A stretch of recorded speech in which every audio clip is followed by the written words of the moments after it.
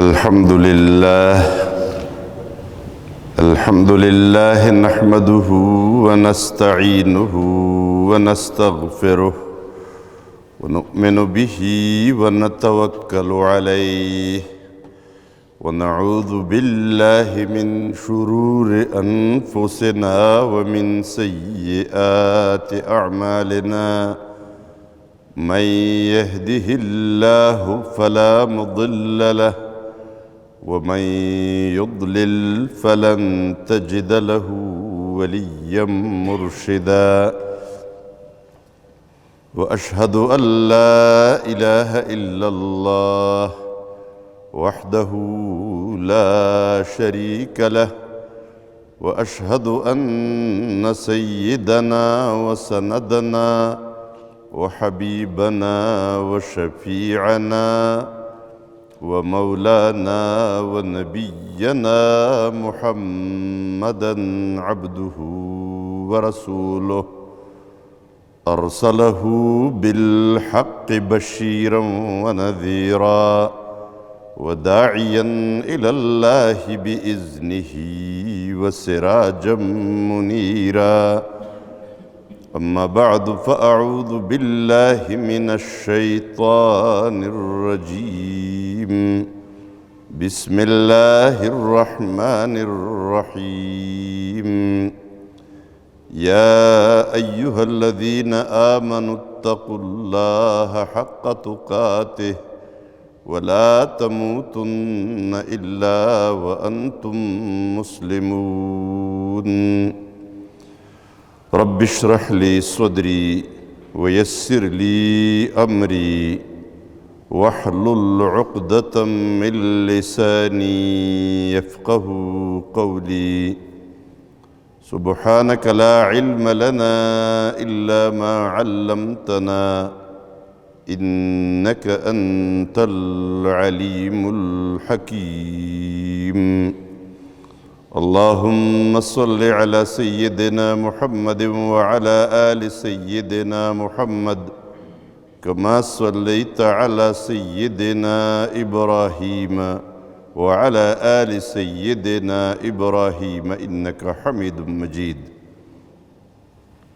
ډېر محترمو او عزتمندو مشرانو همزولو او کشرانو وروڼو مونږ ټول د الله بندگان یو او الله زمونږ خالق هم دی زمونږ مالک هم دی مونږ ټول د هغه ملکیت یو او د هغه غلامان او د هغه په اختیار کې یو او یوازې مونږ نه دا ټول اسمانونه ځمکه او چې څومره کائنات دي دا ټول د الله دي او د دې ټولو خیرم په دې کې دی چې د خپل مالک تابعدار شي او چې څو پورې د خپل مالک غلامي او اطاعت غلام نه شروع کړی نو د مالک د طرف نه چې څه مراعات د ده دپاره دي هغه درته نشي میلاوی دی دا زموږ یو عامه طریقه هم ده زموږ نوکر نو نوکر زموږ په نسبت باندې محبوب هله جوړېدی شي په نوکرانو کې په مزدورانو کې چې کم مزدور او کم نوکر کم خادم زموږ زیات خوښي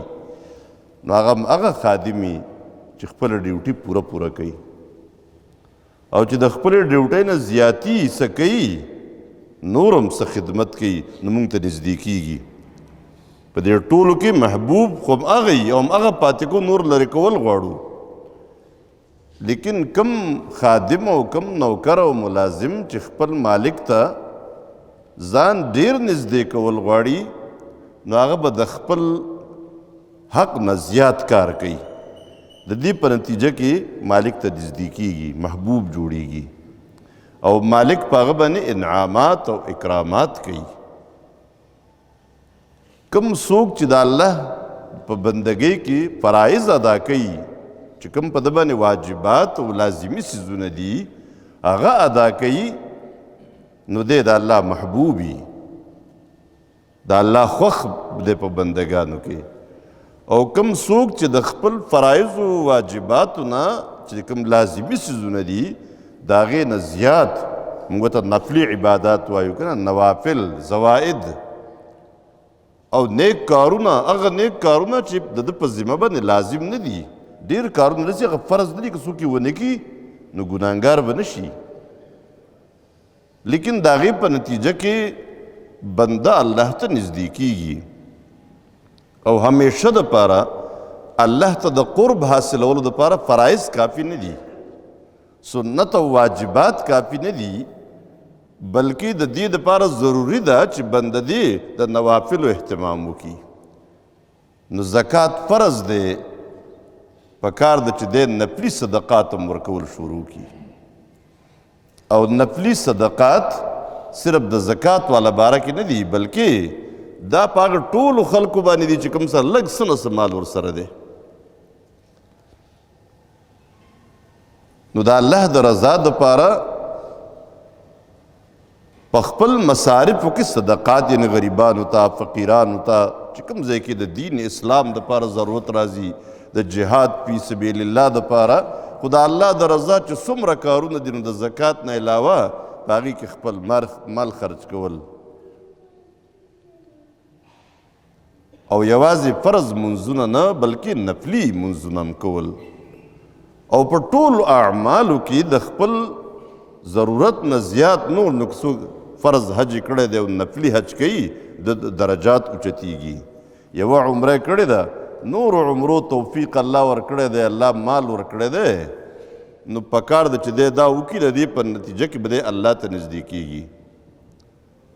د خلکو دا یو تصور چې نفلي حجونو ته حاجت نشته او نفلي عمرو ته حاجت نشته غریبانو مدد وکړي نو د غریبانو مدد په مؤمنانو باندې اسم لازم دی د دې دپاره د حج او د عمرې ماینس کول ضروري نه دي البته هغه کارونه ماینس کولی شي ته چې کوم غیر ضروري دي د بچی په واده باندې چې کوم په لکونو روپۍ خرج کیږي شرعا ناروا هم دي د لور په واده باندې د دې خاوند به پیسې خرج کوي د شریعت حکم دا دی کم کور ته چې دا ناوې واده کیږي هغه کور به خرچه کوي نو خاوند به خرج کوي ولیمه به کوي مهر به ورکوي دیله ضرورتونه به پوره کوي ټول د واده دپاره خپل کور برابرول او په کور کې په خپله کمره کې فرنیچري ښوده او بیډې ښوده او صوفۍ ښوده او المارۍ جوړول دا د جنۍ کار نه دی دا دومره لوی ظلم دی دا د جهیز چې کوم لعنت دی دا دومره عظیم ظلم دی چې زنانه ته دا زموږ یوازې ظلم نه دا د غیرت خلاف خبره ده زنانه دې کور ته را روانه ده نو زه ورته وایم ځان سره خپل بیډ راوړه خپله صوفه راوړه ځان له المارۍ هم راوړه ځان له کارپېټ هم راوړه ځان له ټول د خوراک سامان هم ځان له خپل راوړه دا کم غیرت دی یعنی یوازې مونږ وایو که نه د پښتنو د غیرت د پښتون دا د انساني غیرت خلاف خبره ده چې زنانه کور ته را روانه ده ناوې راځي نو زه ورته وایم چې زما په دې کور کې تا دپاره هېڅ شی نشته دی صرف کمره پکې تیاره ده او کارپېټ که پکې وم ته ما ایستلی دی خپل به راوړې ډوډۍ چې به زه در کومه لوښي به وله خپل راوړې نو کچن سیټ به خپل راوړې او د دې سره چې کوم نور لوښي دي ډینر سیټ به خپل راوړې او سوپه سیټ به خپل راوړې او د کمرې چې کوم سامان دی که نه پردې وردې دا ټول هر څه دا به ته خپل راوړې دا د جهیز په نوم باندې دا د جهیز نوم خاصې کې چې کوم تجهیز کیږي که نه د ناوې تیارول نو دا ناوې تیارول د پلار او د مور کار دی چې هغې به څه جوړه نیمه جامې ورته ورغوندوي د هغې به خامخا جامې به یې کوله نوې جوړه هم والي په خپله مرضۍ باندې پلار نو په دې څه پابندي نشته لیکن دا چې کوم لعنت جوړ شوی دی چې د دې جنۍ ټول سامان به پلار کوي نو بېشماره جنکۍ د نکاح نه پاتې شوې او سپین سرې شوې ځکه د پلار او د مورې وس نه کیږي چې دې لپاره جهیز تیار کړي نو د جهیز نوم د دې کار دپاره دا یو ډېر لوی ظلم دی او د انساني غیرت خلاف خبره ده د ښځې نه مطالبه کول چې ته ماله دا سامانونه ټول به راوړې او ته چې دلته راځې ستا دپاره زما په کور کې هېڅ شی نشته کټ او بستره او سامان او کرسۍ او صوفه او قالین او د کمرې ټول سامان او د کچن ټول سامان دا ټول هر څه به ته خپل راوړې، دا کم غیرت دی؟ نو دغه خرچه چې ته کوې که نه، دا پیسې لګې په لکونو روپۍ، دا مه لګوه غریب له ورکه، دا ولې نه وی؟ د خپلې ښځې دپاره او د بچو دپاره چې کوم شاپنګ ته کې په اخترو کې او په روژه کې او په نورو وختونو کې او کومې فضول خرچۍ کې، دا فضول خرچۍ کمې که او د غریب مدد وکړه. نو د دې په اړ کې، د غریب د مدد په اړ کې د حج او د عمرې او د قربانۍ په دې عبادات ورپسې چې دا ختم کوي، دا د غریب مدد کې استعمال کوي، دا د خلکو د ګمراه کولو دپاره یو ډېره لویه شوشه دې وپرېښې ده. نو د غریبانو مدد کول او نفلي عبادات په دې باندې الله ته قرب حاصلېږي. تقوا حکم الله تبارک وتعالی کوي که نه، یا ایها الذین آمنوا اتقوا الله حق تقاته، اے مؤمنانو د الله نه ویریږئ. دلته د تقوا مراد د الله د نافرمانۍ نه ځان بچ کړئ او د خپل ځان داسې نگراني وکړئ چې ستاسو په دې جسم کې او په ټول په کور کې په ټولو اعمالو کې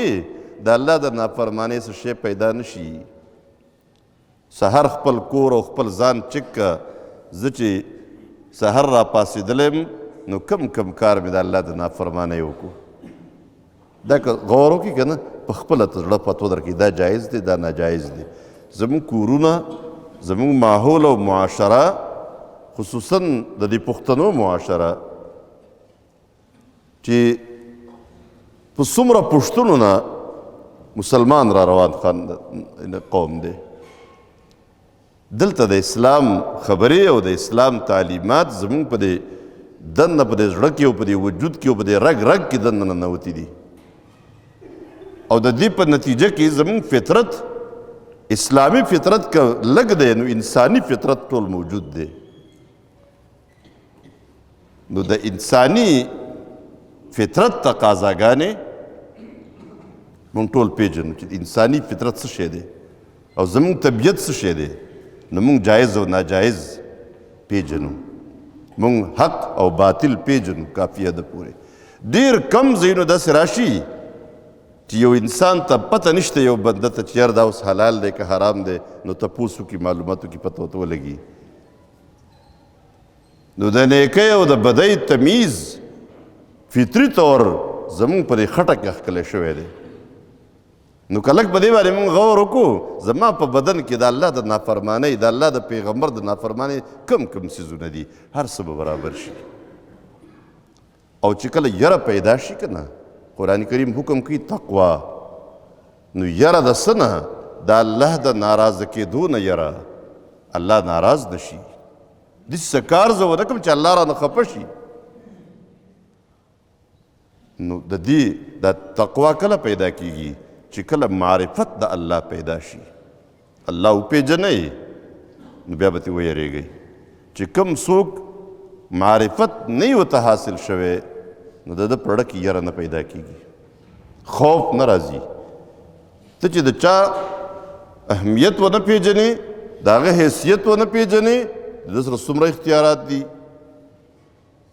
هغې وخته پورې په زړه کې د هغه نه یره او خوف نه پیدا کیږي، د هغه روب او هیبت په زړه کې نه راځي.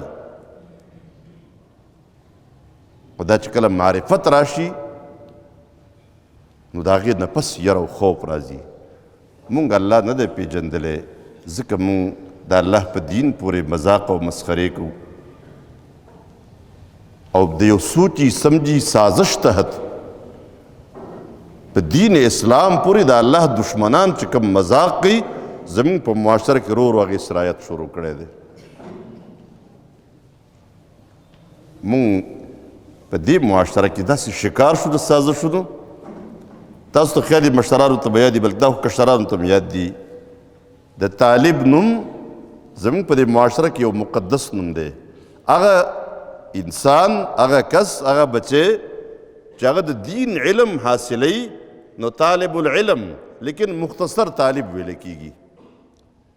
نو د طالب نوم د دې عام عصري علومو د طالب علم دپاره هغې ته مطلب یې هغه دغه ته سټوډنټ وایي دي په انګریزي کې ورته نوم طالب علم هغه هم دی لیکن د طالب نوم خاص طور مخصوص دی د دینی علم د قرآن و سنت د علم حاصلونکي دپاره په دې پورې داسې عجیب خندا شروع کړه چې نن ما ورته هم د طالب نوم چې اخلو نو ډېر زیات سوچونه ورته کوو ډېر زیات تحفظاتو سره یې اخلو دا نوم په معاشره کې داسې بدنام کړی شو چې دا نوم کم از کم اخیستل بند شي او د دې شاته لویې کاروایانې دا وکړې چې د طالب نوم یې د کوم ځای نه راوسته چاله یې کېښوده او بیا یې بدنام څوک کړه نو بدنام یې هغه د مدرسې طالب علم او هغه عالم چې په جومات کې او په مدرسه کې د دین علم حاصلوي حالانکه دیو چې کم څه کوله او د چا سره چې جنګ کوو په هغې کې د دې یو طالب هم شامل نه و د حقیقت خو اوس معلوم شو که هغه څوک و لیکن د دې په اړ کې مدرسه او جومات او عالم او طالب علم ټول بدنام کړه او نن ما ورته د طالب نوم داسې ښکاره اخلو نه او د دې نه یوه مذاق او مسخره جوړه شوه د جهاد په نوم باندې دهشتګردي مشهوره کړه نو جهاد مساوي دهشتګردي او چې څوک مجاهد دی نو دا دهشتګرد دی نو د جهاد اسلامي اصطلاح په کومه طریقه بدنامه کړی شوه نبی کریم صلی الله علیه وسلم چې مدینې منورې ته راغی نو په مدینه منوره کې یو زبردست یو وړوکی غونې مملکت خو یو ریاست قایم شو او مونږ چې به خبره کوله او اوس هم کوو نو ماډل نمونه د یو مسلمان بادشاه دپاره ریاست مدینه د هغې مطابق په دې نقش باندې روان شه نو د مدینې ریاست به جوړ شي او جوړول یې دومره آسان دي د مدینې ریاست ګران کار دی که څه ګران نه دی د مدینې ریاست د مدني صورتونو په رڼا کې جوړ شوی دی چې کوم مخکې نازل شوي دي هغه مخکې نافظ کړه چې کوم وروسته نازل شوی وروسته نافظ کړه 10 کاله کې ولګوه 10 کاله نه 10 کاله ولګوه لیکن د ریاست مدینه نه یو مذاق جوړ شو که جوړ نه شو یو مسخره ترې جوړه شوه که نه او څه وخت پس به چې څوک د ریاست مدینه نوم اخلي نو خلک به ورپورې خاندي اوس هم خندا شروع شوې ده که نه دا د دې دا ټول څیزونه به یو مذاق جوړ شي په بیګا یو ویډیو مې نظر نه تېر شوی دی ملګري راته راولېږو وي ته دا وګوره چې یو کس مونځ کوي او سورني و ډول باجې ورته والی کېږي رقص کوي نو په مونځ کې هغه رقص شروع کړی او خلک ورته خاندي دا مسلمانان دي